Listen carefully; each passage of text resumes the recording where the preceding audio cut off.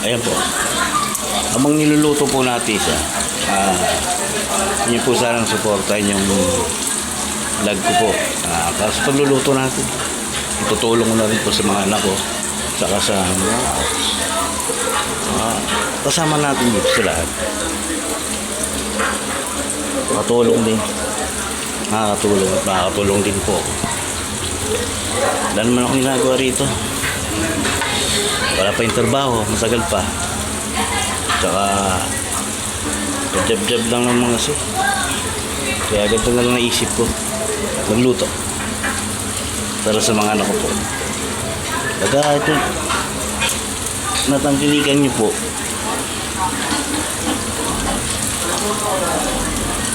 papamahagi po natin sa ibang mga kabataan to.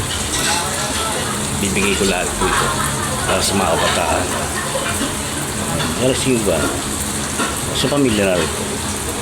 Dito muna po tayo, sadali lang po. At tagal pa prituin itong tokwa. Post mo lang natin na ito, dali lang po.